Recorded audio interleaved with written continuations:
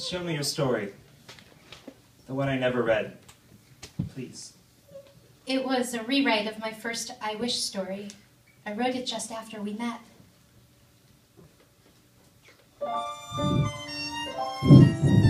Once upon a time, lived a dragon, and he had a magical pen, and he used it for evil again and again. He had trapped a fair princess, not by fire or knife, but with his words built a tower. His cruelty was rife, and his words trapped the princess. Yes, he wrote her life, and she tried to escape. She did all that she could. She would please the mean dragon, but it did no good. He would just write more words, keep her trapped deeper still, and she'd stare at the playground from her windowsill. Yes, she'd stare at the playground from her windowsill. Then one day came a boy who loved books just like she, and he said, "Oh, fair princess, please read them to me." And she read him great stories from beginning to end. And he said, "Oh, fair princess, please be my best friend. I will never desert you, I'll fight and defend."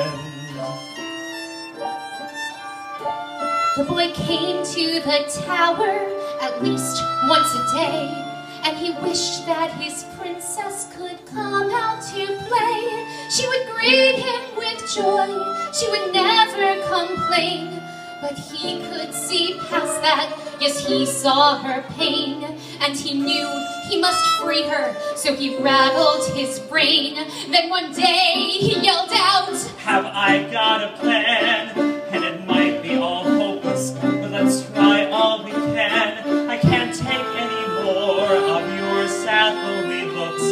So, fair princess, my princess, now let down your books." Yes, fair princess, my princess, now let down your books. So she let down her books, and she cried as they fell.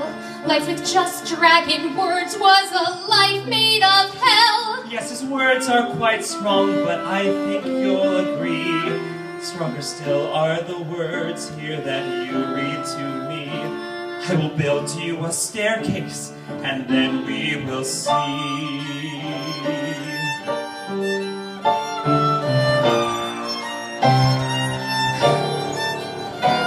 So he built her a staircase made out of her books, out of beanstalks and breadcrumbs and pirates' right hooks, golden thread spun from straw, golden eggs and a rose, a glass slipper, a puppet with one growing nose, and a lantern with wishes, whatever they chose. And each step that she took made the words disappear, and the dragon ran off. There was nothing to fear. Now you can write your own life, not be trapped by his pen. And if he tries to find you, I'll save you again.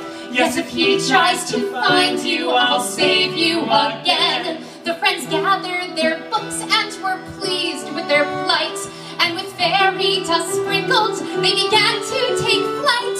They flew far, far away, and the friends both agreed that their books and their friendship was all that they need. They lived happy